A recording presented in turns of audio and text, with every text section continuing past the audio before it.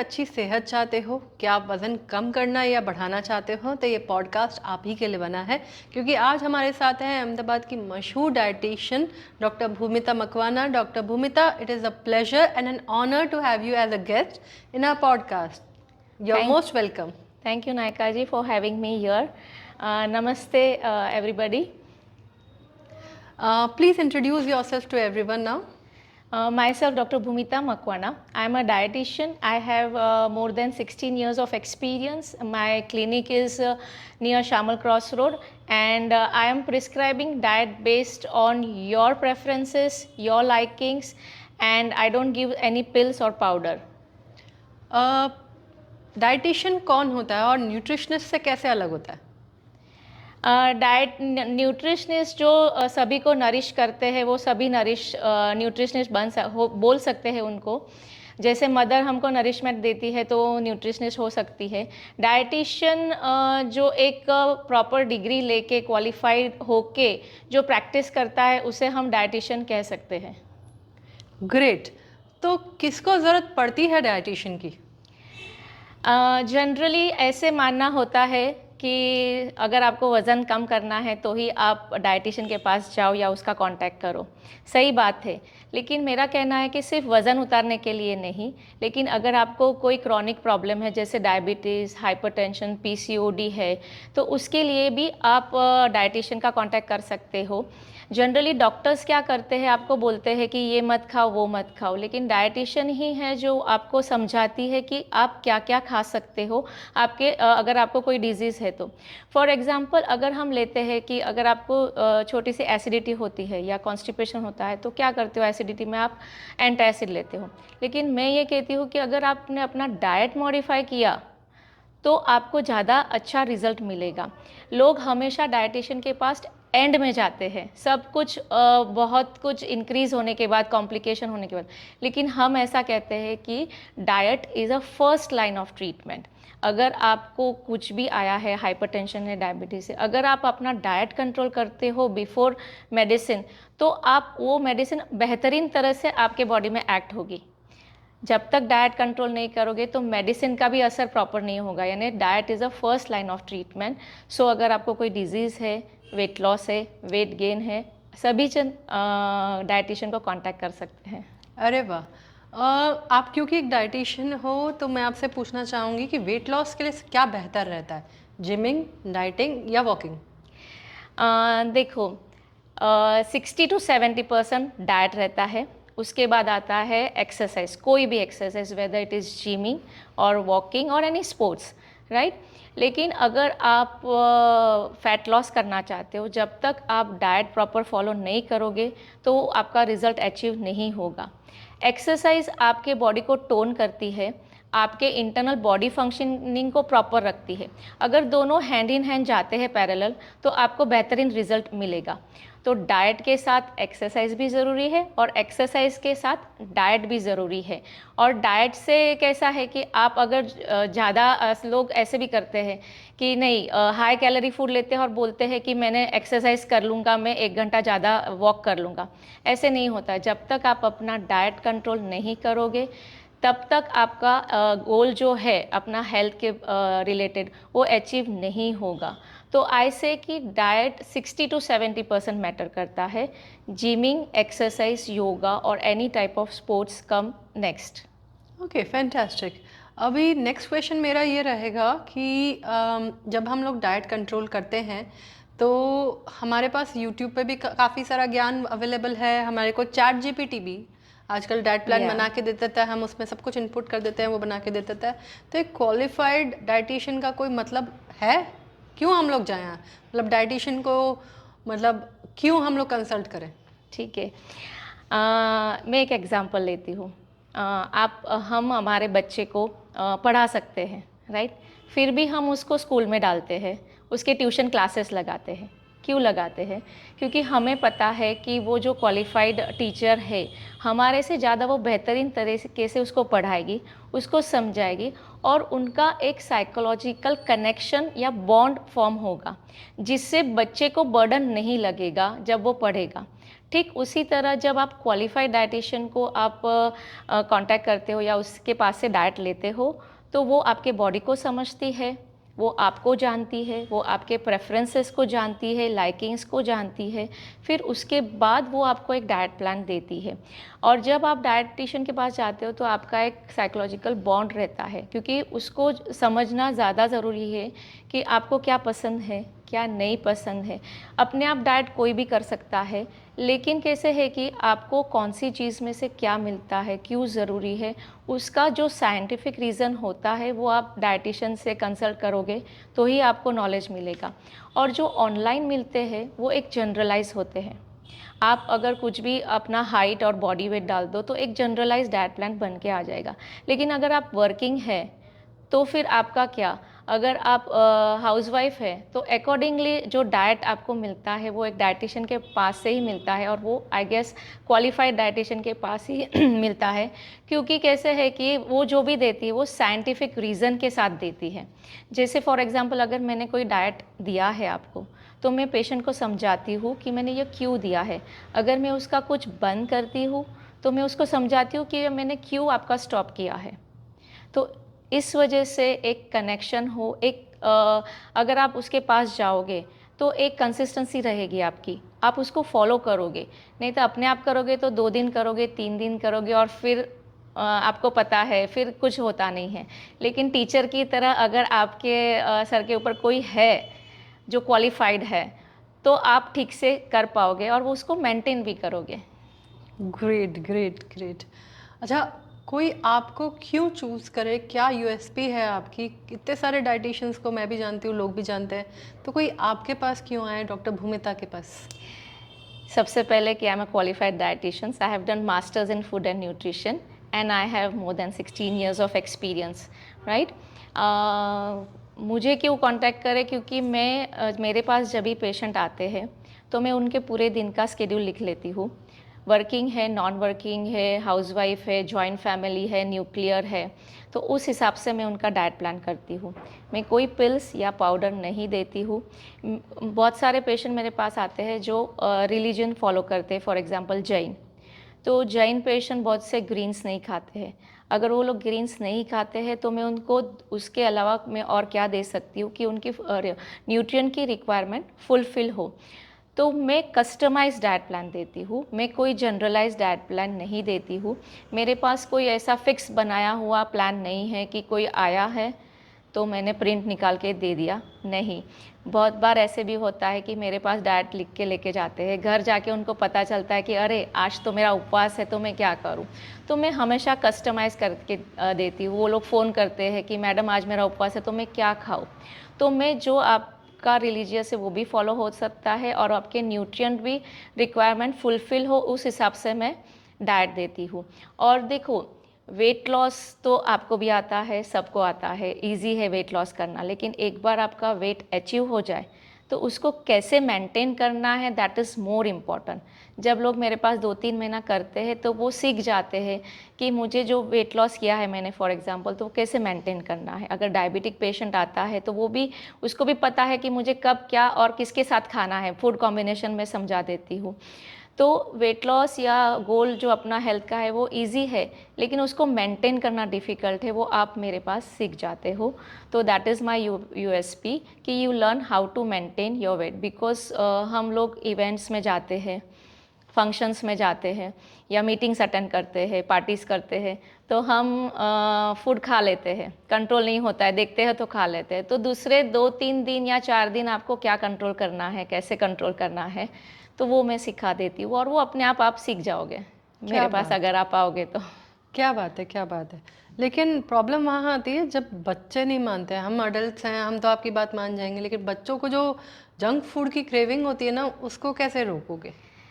बच्चों की बात करोगे नायका जी, मैंने आपका एक पॉडकास्ट सुना था, उसमें आपने स्पेसिफिक कहा था कि माँ बाप ही बच्चों के रोल मॉडल होते हैं। सही बात है।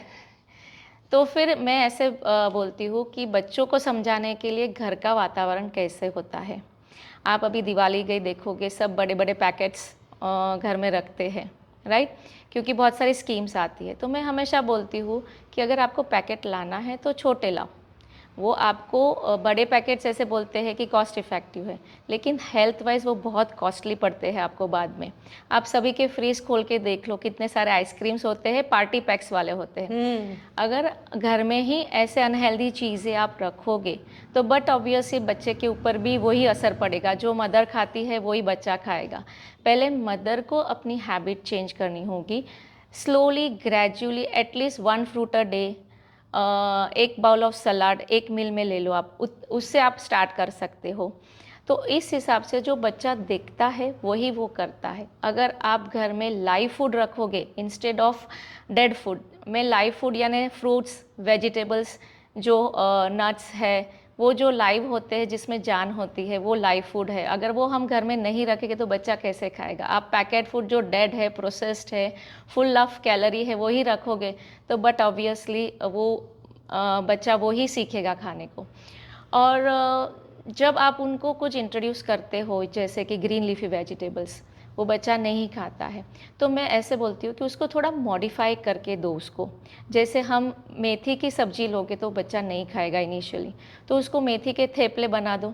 हाँ, पालक है, बीट है, गाजर है, उसके थेपले बना दो, उसकी सैंडविच बना दो रोटी में।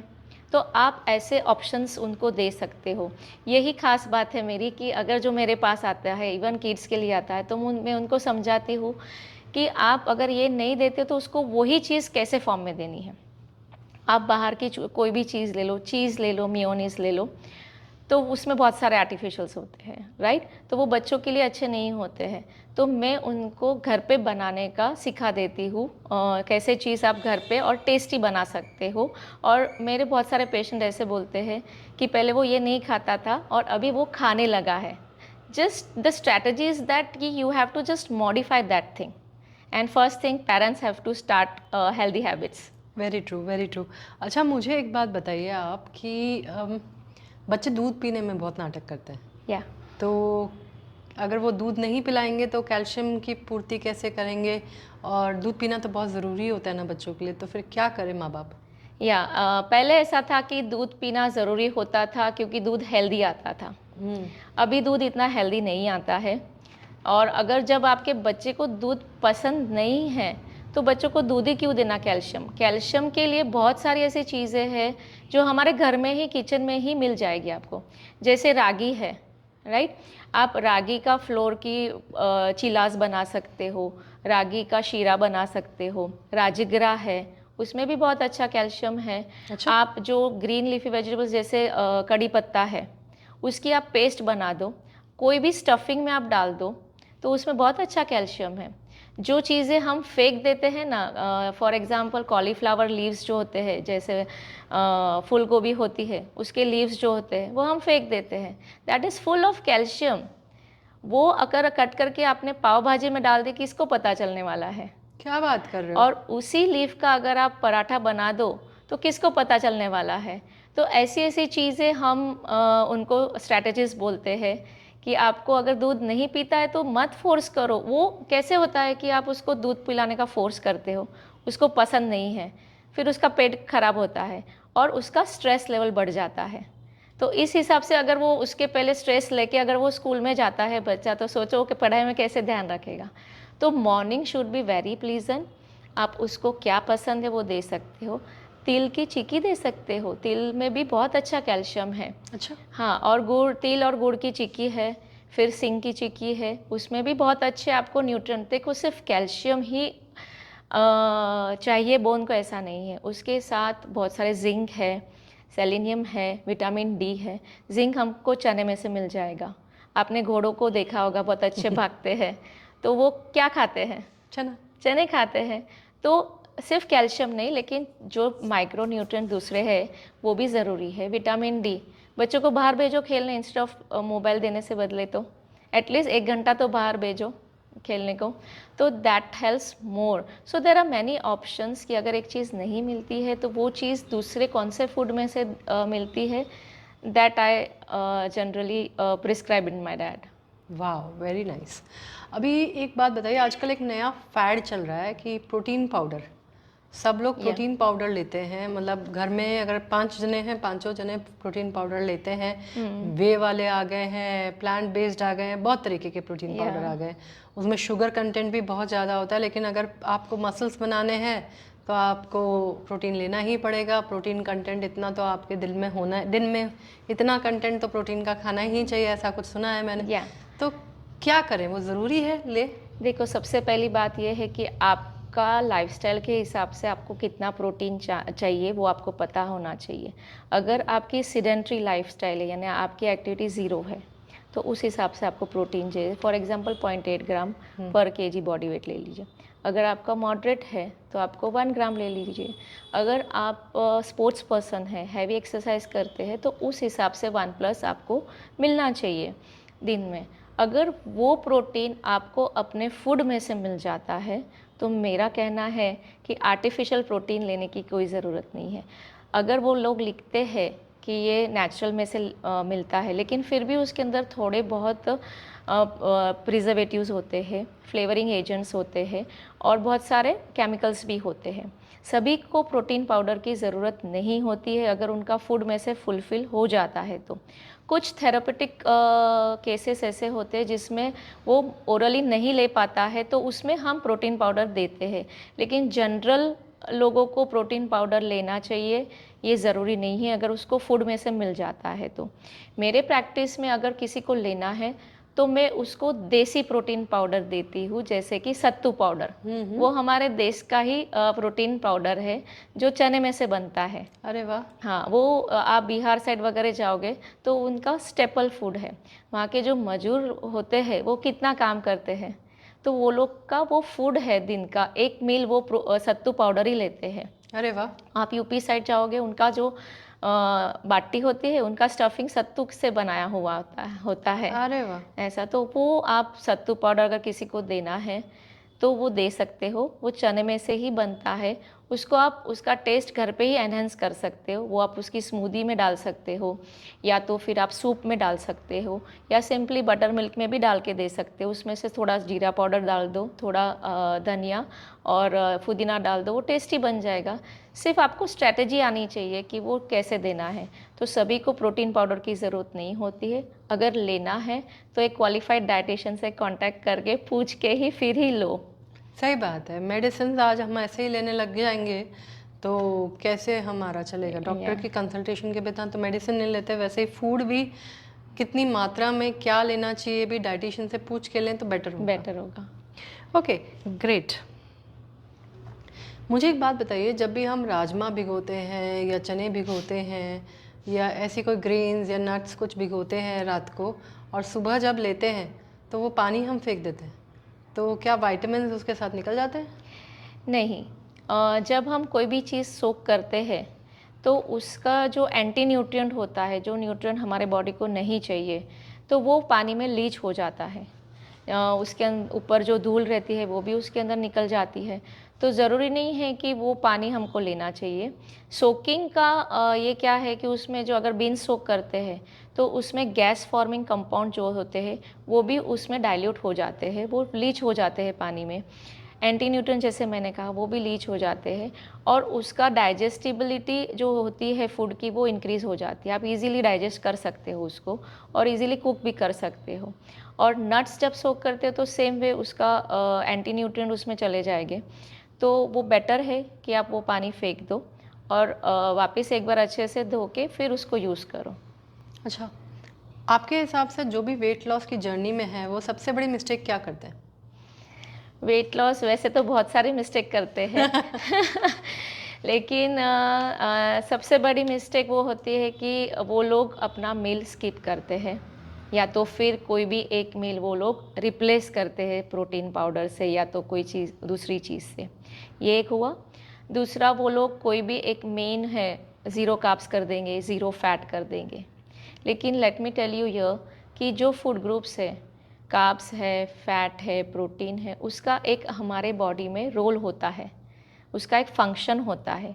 जैसे अगर आप ज़ीरो कार्ब्स करोगे तो हमको एनर्जी कहाँ से मिलेगी? सही बात है। ठीक है, एनर्जी कैसे होता है? जब ज़ीरो कार्ब करते हो और प्रोटीन लेते हो आप, तो प्रोटीन का जो काम है टिश्यू बिल्डिंग या रिपेयरिंग का काम है, बॉडी फॉर्म जो कंपोजिशन सेल फॉर्मेशन का काम है, उसको वो सेक्रीफाइस करना पड़ता है और प्रोटीन को एनर्जी प्रोवाइड करना पड़ता है। तो आपका बॉडी में लॉस होगा। फिर क्या होता है जब ज़ीरो फैट करते हो, प्रोटीन का जो काम है प्रोटीन नहीं करता है, तो फिर हेयर लॉस होते हैं, स्किन प्रॉब्लम होते हैं, बोन प्रॉब्लम्स होते हैं। तो आपको कोई भी फूड कट डाउन नहीं करना है, उसको बैलेंस रखना है। That is my main practice कि आई प्रैक्टिस ऑन बैलेंस डाइट, वो एक है। और मैंने ऐसे भी देखा है कि लोग बहुत जिमिंग करते हैं और फुल ऑफ कैलोरी ड्रिंक्स लेते हैं, फुल ऑफ कैलोरी फूड लेते हैं, तो वो भी एडवाइजेबल नहीं है। सब आपका संतुलित होना चाहिए, वेदर इट इज़ डाइट या एक्सरसाइज। सब एक पोर्शन साइज होनी चाहिए आपके अकॉर्डिंगली, तो ही वो बैलेंस रहेगा और तो ही वो इफ़ेक्टिव रहेगा। Very nice information. मेरे को ऐसा लग रहा है कि मैं आज आधी डाइटिशियन बन के जाऊंगी आज से। मुझे एक बात बताइए भूमिता जी, अभी विंटर शुरू होने वाले हैं, तो घी के लड्डू, गोंद के लड्डू, ऐसी विंटर की स्पेशल चीज़ें मम्मियाँ खिलाने वाली हैं, दादियाँ खिलाने वाली हैं, तो उनके बारे में आपकी क्या राय है? क्या लेना चाहिए और क्या नहीं लेना चाहिए? देखो, सभी चीज़ें बहुत टेस्टी होती है और विंटर आता है तो सभी को वो याद आती है, राइट? लेकिन वो फूड हम क्यों लेते हैं? बॉडी को गर्मावा देने के लिए हम लेते हैं, राइट? लेकिन आप मुझे बताओ, अहमदाबाद में इतनी ठंडी पड़ती है? बिल्कुल नहीं। अगर आपको घर में स्वेटर पहनने की ज़रूरत पड़ती है, घर में स्कार्फ पहनते हैं, तो वो चीज़ आप ले सकते हो, लेकिन उसका भी एक पोर्शन कंट्रोल होता है। अगर पूरा दिन सुबह दोपहर शाम आपको जब मन चाहे लड्डू खा लिया, तो इट इज़ नॉट एडवाइजेबल। अगर बहुत ज़्यादा ठंडी गिरती है तो ही आप वो पोर्शन कंट्रोल में ले सकते हो, और वो भी हेल्दी वाला ले सकते हो, होममेड जो है वो ले सकते हो। हमारे यहाँ इतनी ठंडी नहीं पड़ती है कि आप गोंद के लड्डू खाओ। अगर आप कश्मीर घूमने जाते हो या स्विट्ज़रलैंड घूमने जाते हो तो बेशक आप खा सकते हो। क्या हम शुगर को गुड़ से रिप्लेस कर सकते हैं? शुगर और गुड़ में जो कैलोरीज होती है वो इक्वल होती है। अगर आप कैलोरी वाइज काउंट करते हो तो उसका कोई लॉजिक नहीं है रिप्लेस करने का। लेकिन अगर आप बच्चे को एक आध बार स्वीट देना चाहते हो तो इंस्टेड ऑफ शुगर की आप गुड़ की दे सकते हो, क्योंकि गुड़ में थोड़ा आयरन फोर्टिफाइड करते हैं आजकल, और थोड़ा अनप्रोसेस होता है वो। जितना शुगर प्रोसेस होती है उतना गुड़ होता नहीं है, तो वो नेचुरल फॉर्म में होता है। बच्चों को कभी कभार देना है तो दे सकते हो। लेकिन अगर डायबिटिक हो और आप, अगर मैं किसी को पूछती हूँ ना, आपने शुगर नहीं, मैं शुगर नहीं खाती हूँ, मैं तो गुड़ ही खाती हूँ, तो इट इज़ नॉट एडवाइजेबल। जितनी खाने के बाद आप, शुगर खाने के बाद अगर जितना ग्लूकोज आपका बढ़ेगा, गुड़ खा के भी उतना ही शुगर आपका बढ़ने वाला है। क्या बात कर रहे हो? ये तो मुझे पहली बार पता चला। तो आप मीन्स वो जो मैं बोलती हूँ कस्टमाइज होता है कि आपको किसके लिए क्यों रिप्लेस करना है, वो इम्पोर्टेंट है। हमेशा आप शुगर को गुड़ से रिप्लेस नहीं कर सकते हो। आजकल इंटरमिटेंट फास्टिंग का भी बहुत फैड आया है, मतलब लोग बोलते हैं कि इंटरमिटेंट फास्टिंग करो और वेट लॉस करो। आपका क्या कहना है इसमें? फास्टिंग का मतलब मैं पहले समझा दूँ। फास्टिंग का मतलब है कि आप अपनी बॉडी को थोड़ा रेस्ट दो, राइट? एक विंडो, इंटरमिटेंट फास्टिंग में कोई 16-8 का रूल फॉलो करते हैं, जिसमें 16 आवर्स नहीं खाते, 8 आवर्स जो गैप रहता है, विंडो रहता है, उसमें वो खाते हैं। लेकिन उसमें आप क्या खाते हो, कितना खाते हो और आपका फ्रीक्वेंसी कितना है खाने का, वो मैटर करता है। 16 घंटे आप मत खाओ, लेकिन 8 घंटे आप एक घंटे पे खाओगे तो उसका कोई मतलब नहीं है। और अगर आपको करना ही है इंटरमिटेंट फास्टिंग, तो एक क्वालिफाइड डाइटिशियन को कांटेक्ट करके फिर करो। पहले तो ये बात है आपको ज़रूरत है या नहीं। आप अगर बैलेंस फूड से आपका हेल्थ का जो गोल है वो अचीव कर सकते हो, तो इंटरमिटेंट फास्टिंग अपने बॉडी को स्ट्रेस देने की ज़रूरत नहीं है, राइट? और दूसरी बात, जब आप खाते हो तो जो फ्रीक्वेंसी होती है आपकी खाने की, उसमें आप कौन से क्वालिटी का फूड खाते हो, कौन से कॉम्बिनेशन का फूड खाते हो, वो बहुत मैटर करता है। तो वो आपको पहले समझना होगा एक डाइटिशियन को मिलके, फिर ही आप वो इंटरमिटेंट फास्टिंग कर सकते हो। और कैसे है कि फिर उसके बाद जब आप छोड़ते हो तो वो जो अचीव गोल है वो आपका मेंटेन रहना चाहिए। वो जनरली सभी का नहीं होता है। इंटरमिटेंट फास्टिंग करके सभी वज़न उतार देते हैं, लेकिन बाद में क्या होता है, once they stop doing that, तो अपने आप वो वापस वेट गेन करने लगते हैं। तो उसके बाद कैसे फॉलो करना है वो समझना ज़्यादा ज़रूरी है। तो उसके लिए you have to consult a qualified dietitian. Okay, fantastic. अभी मेनोपॉज़ल वुमेन के लिए आपके पास कोई एडवाइस है डाइट की? मेनोपॉज़ल वुमेन्स, मेनोपॉज़ में जनरली हार्मोनल्स प्रॉब्लम्स होते हैं। अपने जो हार्मोन्स होते हैं एस्ट्रोजन वगैरह वो कम होने लग जाते हैं। तो उसके लिए बहुत सारे फूड ऐसे हैं जैसे कि सोयाबीन, जिसमें फाइटोएस्ट्रोजन होते हैं। तो अगर आप वो इंक्लूड करेंगे तो आपको हॉट फ्लशेस है या तो फिर जो भी मेनोपॉज़ल सिम्पटम्स है वो थोड़े रिड्यूस होंगे। दूसरी चीज़ है बैलेंस फूड रखना ज़रूरी, जैसे मैं हमेशा बोलती हूँ। एक लाइव फूड आप इंक्लूड करो, जैसे फ्रूट्स है, वेजिटेबल्स है, वो इंक्लूड करो। और मेन चीज़, स्ट्रेस लेवल बहुत रहता है, उनके मूड स्विंग्स बहुत होते हैं, तो उसके लिए प्राणायाम, मेडिटेशन करना ज़रूरी है। एक्सरसाइज भी उतनी ही ज़रूरी है, क्योंकि व्हेन यू एक्सरसाइज तो आपके इंटरनल बॉडी फंक्शनिंग नॉर्मल हो जाते हैं। आपका सिक्रीशन जो होता है हार्मोन्स का या एंजाइम्स का, वो मेंटेन रहता है। जैसे गाड़ी होती है, अगर फ्यूल डालोगे टाइम पे, समय पे अच्छा वाला, तो ही वो मेंटेन रहेगी। वैसे ही हमारे बॉडी में अगर आपको मेंटेन करना है और सिम्टम्स साइंस फ्री रखने हैं मेनोपॉज, तो आपका फूड के साथ साथ एक्सरसाइज दोनों ज़रूरी है। अच्छा, ऑर्गेनिक फ्रूट्स एंड वेजिटेबल्स खाने का लोग सलाह देते हैं, या लेकिन क्या ये मतलब अच्छे होते हैं एक्चुअली में? और अच्छे अगर होते हैं तो कहाँ मिलते हैं? क्योंकि मेरे ख्याल से तो उनमें भी मिलावट आने लग गई है। या ऑर्गेनिक फूड अहमदाबाद में बहुत सारी जगह पर मिलते हैं। ऑर्गेनिक फूड इसलिए क्योंकि हम देखते हैं पेस्टिसाइड्स, इंसेक्टिसाइड्स बहुत सारे डलते हैं। और अभी तो स्प्रे भी ऐसे आ गए कि फ्रूट्स और वेजिटेबल को फ्रेश रखने के लिए भी वो लोग स्प्रे करते हैं। तो वो बहुत हानिकारक है, इसीलिए इतने कैंसर्स के और अलग अलग डिजीज़ हम देखने लगे आजकल। जो कभी कभार हम सुनते हैं वो फ्रीक्वेंटली हमको सुनने मिलता है, तो वो सब यही चीज़ की वजह से है। तो अगर आपको मिलता है ऑर्गेनिक फूड तो इट इज़ वेरी गुड, अगर आप ऑर्गेनिक बाय करते हो। आपके एरिया के वाइज अगर किसी को एड्रेस चाहिए तो मुझे कांटेक्ट कर सकता है, मैं उनको दे सकती हूँ। एक दो एग्जांपल मैं अभी दे सकती हूँ। अगर आप 16 साइड रहते हो तो 16 भागवत में मिलता है। फिर नारायणपुरा साइड रहते हो तो वहाँ नव भारत कैंपस में मिलता है। फिर सेप्ट के बॉयज़ हॉस्टल के कैंपस में भी मार्केट लगती है। तो डिपेंड्स आप कहाँ रहते हो, तो उसको अगर आपका कांटेक्ट चाहिए तो मैं आपको दे सकती हूँ। सिर्फ ऑर्गेनिक फूड अगर आप नहीं ले सकते हो तो मैं ऐसे बताती हूँ कि जो भी आप फ्रूट्स वेजिटेबल लाते हो तो उसको अच्छी तरह सोख करके धो के फिर खाइए, ओके। ठीक है। लेकिन बेटर है अगर ऑर्गेनिक जब जहाँ तक मिलता है तो वो एफर्ट्स आपको लेने चाहिए, क्योंकि हम शॉपिंग करने बहुत दूर दूर तक जाते हैं। वो एक ही ब्रांड चाहिए तो वही ब्रांड चाहिए, हम वो सोचते हैं, लेकिन अपने हेल्थ के बारे में नहीं सोचते हैं। और सब बहुत सारे जन को बोलती हूँ तो नहीं, ऑर्गेनिक बहुत महंगा आता है, लेकिन अगर आप 10-15 हज़ार की साड़ी ले सकते हो तो ऑर्गेनिक फूड तो बाय कर ही सकते हो। क्या डिफ़िकल्ट है। अच्छा, कई सारे लोग गर्म पानी में नींबू पीते हैं या रोज़ सुबह। सुबह सुबह सुबह पहली चीज़ नींबू पीते हैं। या आपके हिसाब से वो सही है? देखो, आप क्यों पीते हो आपको रीज़न पता होना चाहिए। अगर आप फैट को डिज़ोल्व करने के लिए पीते हो तो मैं ऐसे बोलती हूँ कि ऐसा कोई मैजिक फूड नहीं है जो आप फैट को पिघाल सको। उसके लिए तो आपको एफ़र्ट्स लेना ही पड़ेगा। और कैसे है कि अगर आप first thing in the morning अगर आपको लेना ही है तो कोई अच्छा सा अल्कलाइन ड्रिंक ले सकते हो। जैसे कि ऐशगार्ड जूस है, आंवला अभी सीज़न आ रहा है तो आंवला का जूस डाइल्यूट करके आप ले सकते हो। नींबू के साथ आप हनी डालते हो, अगर आप ये सोच के डालते हो कि मुझे विटामिन सी मिल जाएगा सुबह सुबह, ऐसे नहीं होता। अगर उसके साथ ग्लूकोज़ है, फॉर एग्जाम्पल हनी है, हनी में ग्लूकोज़ रहता है। क्योंकि कैसे होता है कि विटामिन सी और ग्लूकोज़ का बॉडी के अंदर रिसेप्टर एक ही होता है। दोनों साथ में लोगे आप तो वो हमेशा शुगर डोमिनेट करेगा। शुगर वो रिसेप्टर पे बैठ के बॉडी में एब्जॉर्ब हो जाएगा, विटामिन सी को एब्जॉर्ब होने नहीं देगा। अच्छा।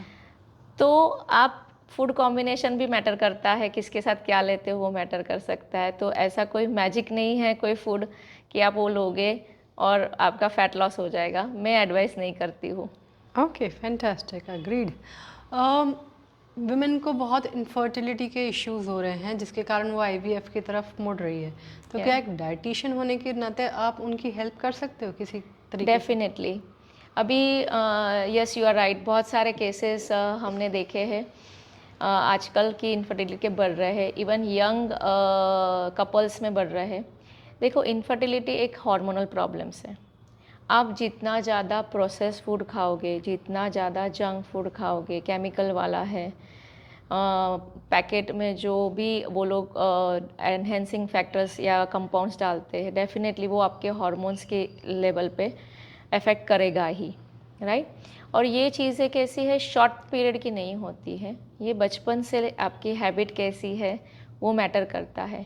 अगर आपका बच्चा पतला भी है और आपको लगता है कि वो जंक फूड खा सकता है, तो ऐसी बात नहीं है, बॉडी में कहीं ना कहीं वो इफ़ेक्ट करता ही है। तो जिसमें इनफर्टिलिटी है तो उनकी फूड हैबिट चेंज करनी होती है, उनके अकॉर्डिंग उनके एग्स स्पर्म्स के हेल्थ के लिए फूड जो हम देते हैं वो बहुत इफ़ेक्टिव होते हैं। और स्ट्रेस लेवल भी हमको मैनेज करना पड़ता है उसके, और स्ट्रेस भी आप मेडिटेशन प्राणायाम से मैनेज कर सकते हो। लेकिन कुछ ऐसे फूड है जैसे विटामिन बी है, विटामिन सी है, उससे भी आप अपने स्ट्रेस हार्मोन्स को कंट्रोल में कर सकते हो। तो यस, डेफिनेटली इनफर्टिलिटी में, प्रेगनेंसी में, सभी में diet plays a major role. अच्छा, मुझे एक बात बताइए कि आजकल लोगों में बहुत सारी डेफिशिएंसीज आने लगी है। मेन जो वेजिटेरियंस में होती है वो विटामिन D3 और B12 की होती है। या उसका कोई वेजिटेरियन सोर्स आप बता सकते हो? देखो, जनरली विटामिन B12 हमको एनिमल सोर्स में से ही मिलता है अगर बाहर से लेना है तो। अगर आप वेजिटेरियन हैं तो बेटर है कि आप अपना गट हेल्थ अच्छा इम्प्रूव करें, क्योंकि गट में गुड बैक्टीरिया अगर होंगे तो वो विटामिन सिक्रीट करते हैं, जो हम बाहर से नहीं ले सकते, नहीं मिलता है। तो हमारे जो bacteria for example vitamin B12 वो सिक्रीट कर सकते हैं, लेकिन उसके लिए आपको अपना गट हेल्थ इम्प्रूव करना है। तो अगेन कैसे करोगे आप? You have to omit junk foods, processed foods, full of calorie food, sugary food, और आप उसको बैलेंस फूड से इम्प्रूव कर सकते हो। क्योंकि गट में अगर बैक्टीरिया अच्छे बनाने हैं तो उसको प्रीबायोटिक देना ज़रूरी है। जैसे प्रीबायोटिक यानी फूड फॉर बैक्टीरिया, तो हाई फाइबर फूड ले लो आप, राइट। जैसे वो आता है ना चिया सीड्स। हाँ, चिया सीड ले सकते हो, उसमें अच्छा फाइबर है, अच्छा प्रोटीन है, अच्छा ओमेगा 3 है। ओमेगा 3 अगर कोई इन्फ्लेमेशन है बॉडी में तो उसको भी रिड्यूस करेगा। वो हम इनफर्टिलिटी में, मेनोपॉज में भी देते हैं चिया सीड। तो विटामिन B12 आप कुछ फर्मेंटेड फूड है उसको आप बना के ले सकते हो, तो उसमें वो जो फर्मेंटेड फूड है तो उसमें भी वो गुड बैक्टीरिया आपको मिल जाएंगे, तो वो जब आपके बॉडी में जाएंगे तो वो B12 का फुलफिलमेंट कर देते हैं। मैं मेरे पेशेंट को रेसिपीज़ देती हूँ। जैसे आप कांजी बना सकते हो। बीट लो, गाजर लो। अगर आप बीट जैन हो और बीट और गाजर नहीं खाते हो, जो भी वेजिटेबल्स आप खाते हो जैसे गवार है या तो फिर कैबेज है, जो भी आपको पसंद है वो सब्जी लो। वो एक ग्लास जार में डालो, उसको 3/4 पानी से भर दो। फिर उसके अंदर जो हमारी राई का कुरिया रहता है, ब्रोकन राई जो हम लेते हैं, येलो वाली, जो पिकल में डलती है, हाँ सरसों, सरसों के जो बीज होते हैं येलो वाले, तो वो थोड़े से जस्ट 1/4 स्पून उसमें डालो और थोड़ा सा नमक। उसको एक दिन बाहर रख दो। डिपेंड्स आप कौन सी सिटी में रहते हो, टेम्परेचर कैसा है। अहमदाबाद में एक दिन में बन जाता है। दूसरे दिन आप सेम टाइम पे खोल के देखो, अगर ऊपर बबल्स बने हुए हैं, राइट, तो उसका मतलब आपका ड्रिंक रेडी है। फिर उसको आप फ्रीज में रख के स्टोर कर सकते हो, और रोज़ आप उसको आधा कप या आधी कटोरी विथ सलाद जो भी डाला है आप उसके साथ ले सकते हो। उसके अंदर गुड बैक्टीरिया है जो हम उसको प्रोबायोटिक बोलते हैं, और उसके अंदर प्रीबायोटिक भी है।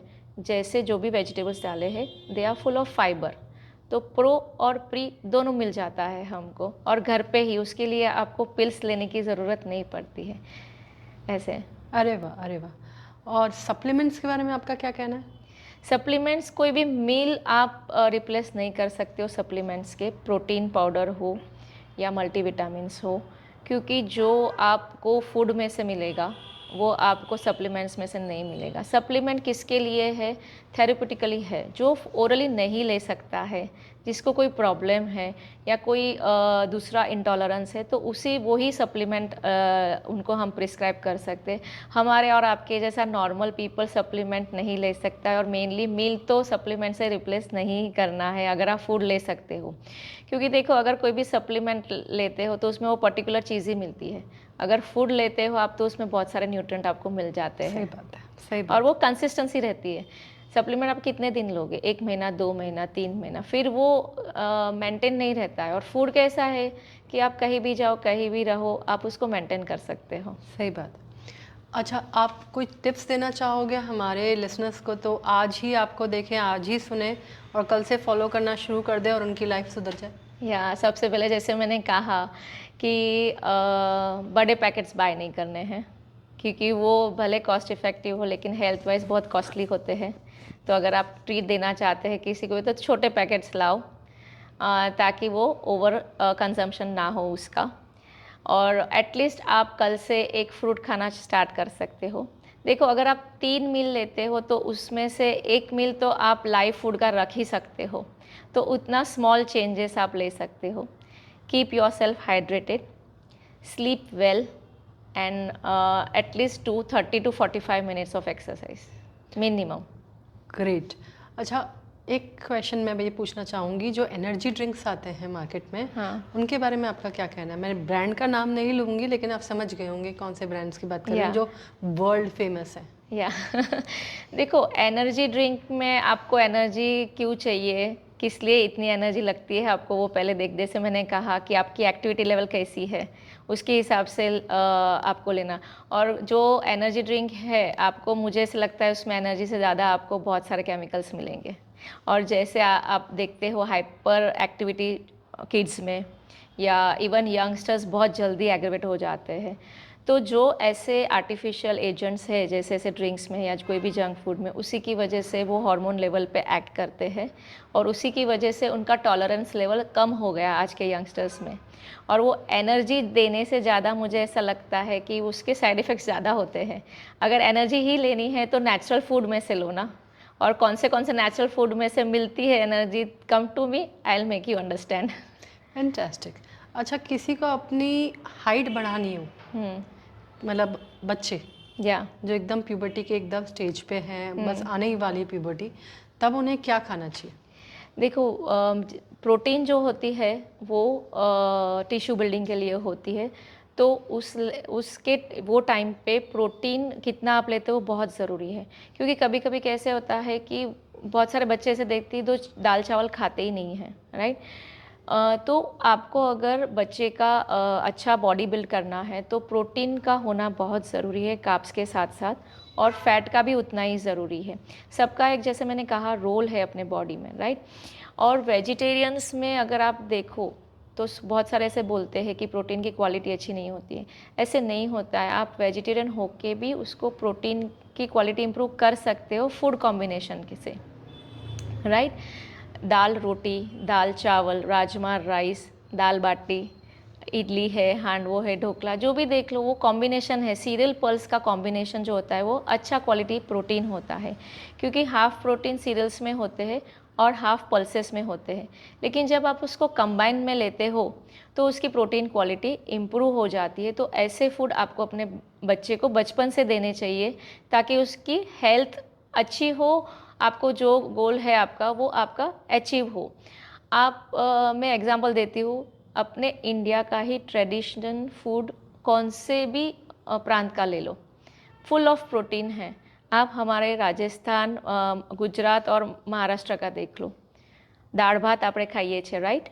राजस्थान में दाल बट्टी बनती है। पहले बट्टी मकई की होती थी, हमने उसको ट्रांसफ़र करके गेहूं की बनाने लगे। फिर महाराष्ट्र में जाओ, वरण भात खाते हैं वो लोग। हमारे गुजराती में तो बहुत सारे हांडवो है, ढोकला है, सब कॉम्बिनेशन फूड है।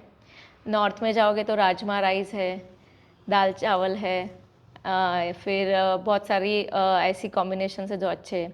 साउथ में जाओगे तो इडली है, सांभर है, रसम, राइस, सब है। ईस्ट में भी देख लो आप, वो लोग रसम के साथ राइस खाते हैं ज़्यादा, दोनों कॉम्बिनेशन है। तो जो ट्रेडिशनल फूड है वो अच्छा प्रोटीन है, जब तक आप किचन में से प्रोटीन ले सकते हो तो किचन में से लो, और ऐसी चीज़ें बच्चों को बचपन से ही आदत डालो तो ज़्यादा अच्छा है। उसके लिए पेरेंट्स को रोल मॉडल बनना पड़ेगा। So thank you everyone for watching. Thank you for listening to us. Hopefully ये पॉडकास्ट आपकी लाइफ को चेंज करने में आपकी मदद कर सके। अगर आप डॉक्टर भूमिता को कांटेक्ट करना चाहते हो तो इनकी सारी डिटेल्स इसी पॉडकास्ट के कैप्शन में आपको मिल जाएगी, डिस्क्रिप्शन में मिल जाएगी। आप इनको डायरेक्टली कांटेक्ट कर सकते हो, नहीं तो आप मुझे मैसेज कर सकते हो 7229020503 पे।